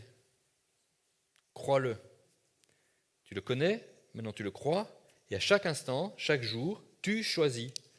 Tu choisis de continuer de le croire. Tu choisis de le proclamer. Tu choisis de ne pas croire le mensonge. Tu choisis de marcher dans la vérité de Jésus. Voilà. Est-ce qu'il y a des questions? Des commentaires? Des anecdotes? Des témoignages?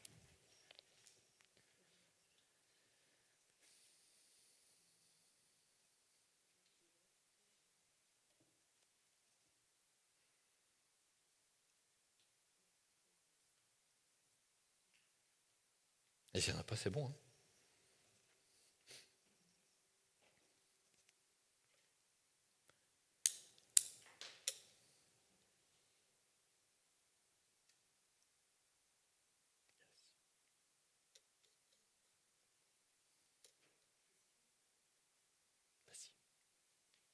Alors, quand quelqu'un a les 2 premiers C, donc il a connu et il a cru. Et on se rend bien compte que dans sa vie de tous les jours, le choix n'est pas encore là, qu'il ne fait pas encore les bons choix. La seule chose qu'on peut faire pour l'aider, c'est prier. Ouais. Et pas venir lui dire tu dois. Ouais. Ou les 2. Alors, c'est une très bonne question, merci de l'avoir posée. C'est toujours le dilemme du pasteur. Tu vois, l'enseignement, il est là pour que les gens sachent, parce que s'ils ne le savent pas, ils ne peuvent pas décider de croire et de marcher dedans. Et puis quand on voit que les gens, normalement, sont censés le savoir, et qu'ils font les mauvais choix, ou qu'ils ne font pas ce qu'il faut, ou qu'ils font ce qu'il ne faut pas, et qu'ils sont dans leurs problèmes, parce que du coup, ils sont dans leur jus, tu vois. Qu'est-ce qu'on fait? Parce que si tu lui dis, écoute, il faut que tu arrêtes ça. Je n'ai pas dit que ça ne marche pas. Tu peux vite tomber, du coup, dans le il faut tout le temps. Parce que finalement, tu vois, tu vas être occupé au dire aux gens, mais écoute, il ne faut pas que tu fasses ça, tu vas t'attirer des problèmes, puis il faut que tu fasses ça plutôt. Et puis tu arrêtes de faire ça, c'est vraiment pas une bonne idée. Le danger de ça, c'est, je vais faire ce qu'on me dit, et je n'ai pas changé mon cœur, je ne le fais pas parce que j'aime Jésus, je ne le fais pas parce que je ne veux pas attrister le Saint-Esprit en moi, je fais parce qu'une autorité me l'a dit. Et donc tu es dans les œuvres, et tu fais ta vie de chrétien dans les œuvres. Mais tu peux arriver au bout du chemin avec Jésus qui te dit « je ne te connais pas ». Elle est où ta relation avec moi? Tu n'as pas compris en fait, tu vois. Le dilemme, il est là tout le temps. Donc il faut le dire parce que si tu ne le dis pas, ça c'est l'autre côté. Si je ne dis pas à la personne « mais tu as des problèmes, mais c'est parce que regarde ce que tu fais ». Enfin, tu vois. Si tu ne le dis pas, il ne sait pas. Et alors on pourra te dire à toi « et tu as fait quoi de ce qu'on t'a demandé de faire avec les gens ?» T'occuper d'eux et de leur dire. Donc, tu fais les deux. Tu pries, et puis tu rappelles aux gens que, tu sais, si tu ne fais pas ce qu'il faut, ça n'ira jamais. Mais tu ne dis pas « t'arrêtes de faire ça ». C'est toujours un peu, tu vois. Et parfois les gens, ils viennent me voir aussi, tu sais, ils disent « et pourquoi tu ne dis pas à un tel ?» Tu ne te rends pas compte qu'il devrait quand même changer, ça, il est temps. Hein. Je ne vais pas les dire comme ça, non? C'est quoi cette histoire? Je ne suis pas là pour me mêler de la vie de tout le monde. Hein. C'est pas moi qui dis, hein. Tu vois. Tu dois te laisser convaincre par le Saint-Esprit, et puis tu dois décider de le faire ou de ne pas le faire. Ça devient ton problème, en fait. Ce que Dieu va demander à ceux qui enseignent, c'est qu'est-ce que tu as fait dans tes enseignements. Si tu n'as pas dit aux gens des choses qu'ils devaient savoir, le problème c'est qu'ils ne savaient pas. Et ils peuvent toujours arriver devant Dieu en disant le pasteur ne me l'a jamais dit. Mais si tu viens te mêler, et c'est pareil avec nos enfants, etc., tu vois, c'est compliqué. Il y a un âge où on leur dit il ne faut pas faire ça, c'est moi qui dis parce que c'est papa. Et puis un jour tu dis écoute, tu sais bien que ce n'est pas une bonne idée. Bon, si tu veux le faire, tant pis. Tu es obligé de le laisser marcher tout seul. Hein. Et puis ça fait mal au cœur quand tu vois qu'il part à l'ouest comme ça, tu dis oui. Et tu le rappelles. Mais tu sais que c'est pas une bonne idée. Tu le sais, hein? Ok.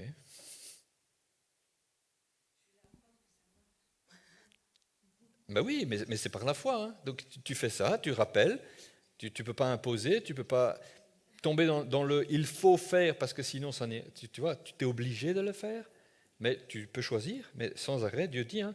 Tu vois comment Dieu s'est adressé aux gens. Je mets devant toi le chemin de la vie et de la mort, et je te conseille de prendre le chemin de la vie. Tu vois. C'est juste ça. Hein. J'avais une question aussi, parce qu'il y a la question du disciple-là ou disciple-là, où on voit que Jésus, avec ses disciples, pour certaines choses, il était riche, mais parce que c'était ses disciples. Mais il n'était pas de la même façon avec ses disciples qu'avec la foule. Donc, est-ce que parfois on est dans une relation avec quelqu'un où on doit vraiment être la personne qui soit riche, qui lui dise non, non, non. Mais c'est vraiment du cœur à cœur, quoi. Et la deuxième chose, c'est que la parole de Dieu dit aussi que les plus fermes dans la foi doivent soutenir les nouveaux et tout. Mais dans quelle mesure? Ouais.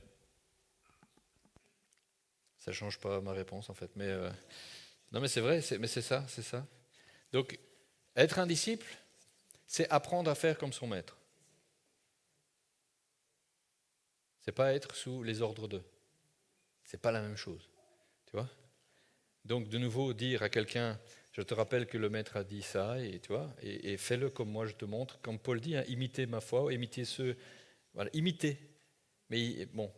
Mais de temps en temps, dans une relation directe, et ça c'est plutôt comme ça que nous on va agir, en tout cas chez nous, ici à Vivea, c'est qu'en entretien particulier, on peut dire à quelqu'un, ça tu sais que tu dois arrêter ça. Ok, si tu le sais, je peux rien pour toi, en fait, tu vois.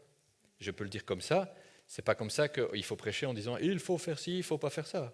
Parce qu'alors là, on tombe dans le, ça y est, d'ici 2 ans, on est tous dans le légalisme total de nouveau, tu vois. Donc, on dit ce que Dieu veut, avec la grâce qui est derrière. Et évidemment, si on peut corriger quelqu'un en lui rappelant que ce qu'il fait là, ça ne va pas l'amener dans la bénédiction, on doit le faire. Tu vois ? Mais ce n'est pas dans le « tu dois arrêter ça », c'est « sais-tu que tu dois arrêter ça ?» Tu vois ? Tu le sais ? Si tu le sais, j'ai rien d'autre à te dire. Tu vois ? Tu peux venir pour la prière, tu peux venir prier pour moi parce que ça ne va pas. Oui, mais on en a déjà parlé. Tant que tu vis comme ça, tu sais que ça ne marchera jamais. Dieu te laisse dans ton jus parce qu'il faut que tu l'abandonnes. Oui, mais non. Je ne te gronde pas, je ne te juge pas, tu vois, je t'aime toujours autant, mais ça n'ira jamais mieux. Ça n'ira jamais mieux. Ouais, moi, j'ai un exemple à apporter à ça. Il y a quelques années, pas si longtemps que ça en fait, on me disait souvent que j'avais un très mauvais caractère. Qu'il fallait que je sois moins rêche, moins impulsive. En gros, ça n'a pas marché. Hein. Ils ont bien fait de me le dire parce que c'était vrai. Mais le fait qu'on me dise tu ne peux pas le faire, ça n'a pas vraiment eu d'impact. Mais je le savais. Et puis un jour, c'est Dieu qui a mis le doigt dessus. Mes parents ont arrêté de me dire Anaïs, t'es trop ci, t'es pas assez ça. Ils m'ont dit tu sais, quand tu réagis comme ça, malheureusement, tu vas pas pouvoir avoir la paix avec quelqu'un. Tu vas pas amener les gens à écouter ce que tu ressens, ce que tu penses, parce que la manière dont tu l'exprimes, c'est peut-être pas la meilleure des choses. Et vu qu'ils ont arrêté de me dire tu fais ci, tu fais ça, mais plutôt, si tu cherches un tel résultat, moi, je te conseille de faire autrement. J'ai commencé à réfléchir le truc, à me dire, c'est vrai que je ne suis pas forcément hyper sympa comme fille. Je ne suis pas hyper douce. Je ne suis pas hyper ouverte aux remarques. Et puis, j'ai demandé à Dieu de m'aider avec ça. Et après, ça a changé, mais c'est vrai qu'il faut quand même le dire, mais le dire plutôt... Enfin, moi, en tout cas, c'est comme ça que je le vois. Plutôt dans du conseil que de dire à quelqu'un fais pas ci, fais pas ça, mais plutôt lui dire en vrai, si tu continues à faire comme ça, tu connais le résultat. Donc moi, ce que je te conseille, c'est de faire différemment. Après, je sais pas si je me suis beaucoup adoucie, peut-être un petit peu quand même. Après, tu as d'autres exemples aussi, tu vois. Ce que moi j'évite de faire, c'est quand quelqu'un vient me dire, pasteur, est-ce qu'on peut faire ça ou on ne peut pas faire ça? Tu vois, ce qu'on peut pas. Vraiment, c'est ça qui t'inquiète? On peut ou on ne peut pas? Donc les Juifs, ils avaient la loi avec 300 et des commandements, et puis ils en ont rajouté 600, et puis ça ne suffit pas, quoi. Est-ce qu'il faut aussi couper la fleur de ci, pas tel jour, le matin, l'après-midi, le soir? C'est une blague. Tu vois, c'est que dit la Bible. Est-ce que tu t'es renseigné? Est-ce que tu lis la Bible? Est-ce que tu sais ce que Dieu veut ou ce qu'il ne veut pas? Qu'est-ce que tu penses? Parce que tu viens me le demander, c'est parce que quoi, tu sens dans ton cœur que Dieu il n'aime pas ou quoi? C'est ça qui compte en fait. C'est pas je te dis, tu peux. Ok, c'est cool, je peux. Ou je te dis, tu peux pas. Ah ben le pasteur il a dit qu'on pouvait pas, donc je vais arrêter de le faire. Enfin tu vois, c'est pas ça. Mais moi, j'ai un exemple avec les histoires de on peut pas. Euh, J'étais dans une église où les chrétiens demandaient est-ce qu'on peut manger la bûche de Noël? Et le pasteur avait décidé qu'on ne pouvait pas parce Voilà. que ça rappelait je ne sais quoi. Est-ce qu'on peut mettre un sapin? Non, c'est en forme de cône, ça rappelle, je sais pas. Enfin, bref. Le pasteur décidait de choses qui n'étaient pas dans la Bible en fonction de son interprétation et disait à tout le monde ce qu'on pouvait, ce qu'on ne pouvait pas faire. C'est ça. Je te dis, c'est ça le problème, c'est que dès qu'on commence avec du on peut pas, on tombe dans le légalisme, quoi. Fatalement, il va y avoir une liste de commandements. Ça, on a déjà posé la question, on a déjà la réponse. Ça, on n'a pas encore posé la question de demander. Enfin, tu vois, ça n'a pas de fin. Ça n'a pas de fin. Moi, de nouveau, on ramène tout à la parole et ce que les apôtres nous ont laissé. Paul, il dit des trucs choquants. Il dit des trucs choquants, honnêtement, parfois. Ça nous dérange, parce qu'on ne sait pas ce que ça veut dire à la fin. Et il dit que tout ce qu'on fait qui n'est pas conviction, ou la conséquence d'une conviction, c'est un péché, en fait. Voilà. Donc si tu n'es pas convaincu que c'est OK, déjà tu ne devrais pas le faire parce que ça ne commence pas bien. Ah, ça commence bien, d'accord. Après, il dit qu'en soi, il n'y a peut-être rien qui est vraiment péché, parce qu'on a reçu la liberté en Christ, et il parle de trucs, tu vois, aux idoles et aux machins, aux trucs. Et il te donne des explications assez pratiques. Normalement, c'est une base, quoi, tu vois. Et par exemple, il dit, si on te dit, mange, c'est une viande sacrifiée aux idoles. Il te dit de ne pas le faire. Paul, il dit, il ne faut pas le faire. Ok, on ne peut pas manger les viandes sacrifiées aux idoles. Non, il ne le donne pas sous forme de légalisme. Il dit, c'est pour la conscience de celui qui te dit, mange, c'est sacrifié aux idoles.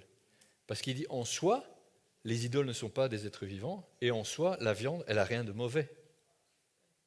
Tu vois, il te dit, non, en fait, ce que tu dois faire, c'est réfléchir. C'est quoi le motif? C'est quoi ce que la personne comprend quand elle me voit faire quelque chose? Et il dira ça pour tout le reste après. Il dit, en fait, il faut faire attention à ceux qui sont faibles dans la foi. Il dit, certains font des différences entre les jours. Certains font des différences, etc. Certains mangent des aliments ou ne mangent pas certains aliments, et ils le font pour Dieu.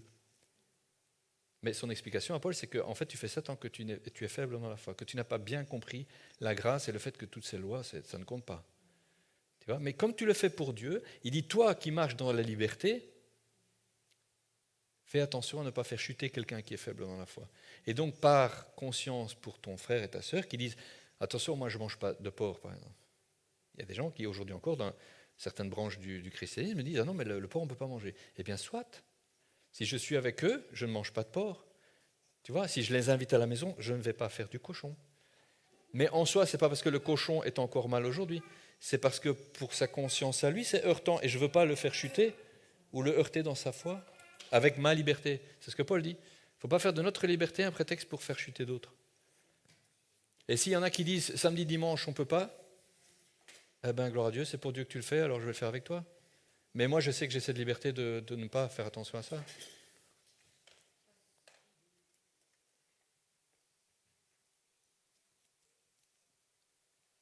Et donc, cette histoire-là de sapin, de machin, moi, j'ai grandi dans une communauté où Noël, c'est satanique, quoi.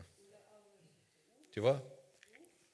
Ah oui, parce qu'il y en a un qui a expliqué que l'origine de Noël, ça vient d'un truc de dingue là-bas quelque part en Orient. Enfin, oui et non, quoi. C'est-à-dire qu'il y a d'autres origines d'ailleurs à tout ça, parce qu'il y en a plusieurs, on ne sait pas trop, c'est un mélange, tu vois. Et donc, si tu t'attaches à celle-là, tu dis, mais je ne peux pas faire ça à cause de ça, sauf qu'aujourd'hui, il n'y a personne qui te regarde fêter Noël en disant, ouh, c'est le culte à la princesse machin pour son fils mort. Non, tout le monde dit, tu fais de la naissance de Jésus, tu vois.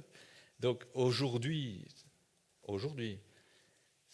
et comme c'est pas une question de légalisme, tu peux fêter ou pas fêter, ou manger une bûche ou pas manger une bûche, tu vois. C'est comme la viande sacrifiée aux idoles.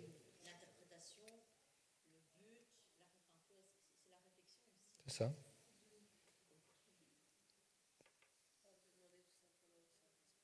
Tu peux toujours demander au Saint-Esprit, bien sûr. Ce qu'il a déjà déclaré, il l'a déclaré. Donc c'est pour ça qu'il faut lire sa Bible. Et pour le reste, parce que si... Demander à quelqu'un est-ce que je peux écraser ma voisine, c'est ok. Ouais, voilà. Non, mais par exemple, des questions qui reviennent souvent du style les tatouages ou boire un verre d'alcool. Je ne parle pas de boire trop, mais de par exemple boire un verre de vin, des choses comme ça, quand tu n'es pas vraiment sûr et qu'il n'y a pas dans la Bible clairement dit fais pas ça. Faut poser la question, quoi. Et il y a les choses aussi que Dieu demande à chacun. Ça, c'est super important parce que dans notre chemin avec lui, parfois, il nous demande de nous séparer de certaines choses. C'est ce que je disais, si on veut sprinter, parfois, il y a des choses qu'il faut enlever. Et pour toi, en particulier, peut-être le Saint-Esprit, à un moment donné, va te dire, fais pas ça. Fais plus. T'en fais pas un truc à dire à tout le monde, genre, non, il faut plus faire ça parce que moi, Dieu m'a dit d'arrêter de le faire, tu vois. Il te l'a peut-être dit pour une raison particulière pour toi. Et le fait que tu le fasses, c'est très bien parce que ça va te faire avancer. Ça ne veut pas dire que c'est tout le monde. L'alcool, c'est un bon exemple.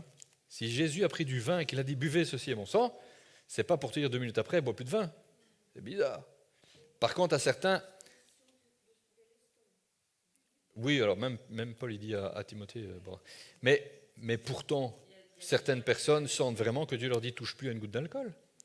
Eh ben amen quoi. Bon, et c'est dans ce cadre-là que nous on utilise du jus de raisin non alcoolisé finalement. Ah, oui, après la quantité là, c'est pas.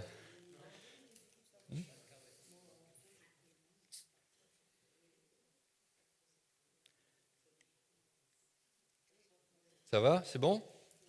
Vous avez encore d'autres.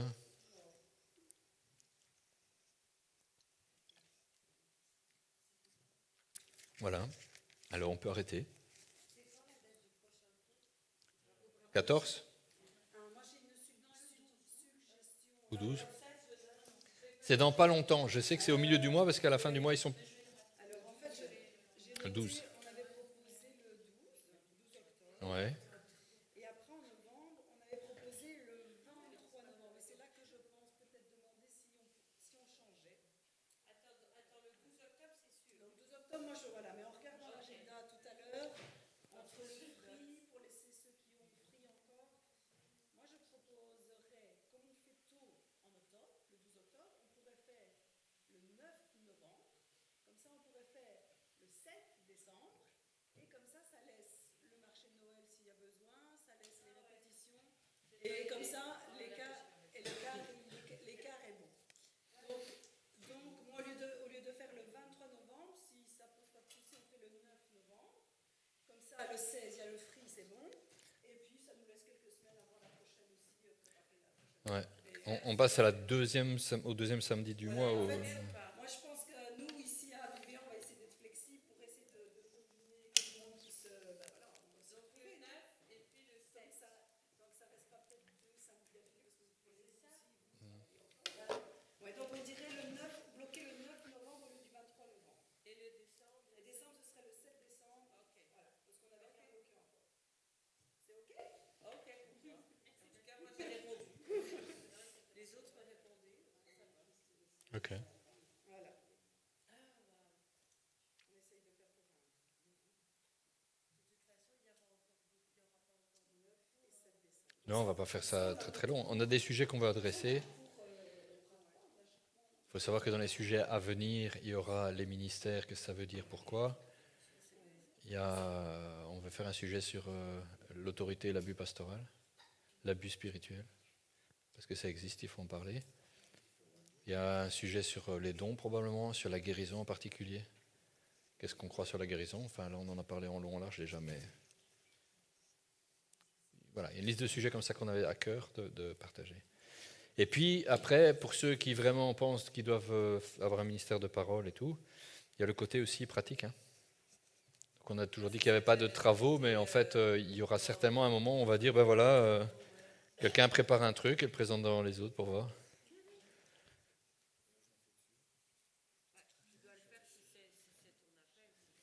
Voilà. Mais c'est parfois aussi une révélation. Hein.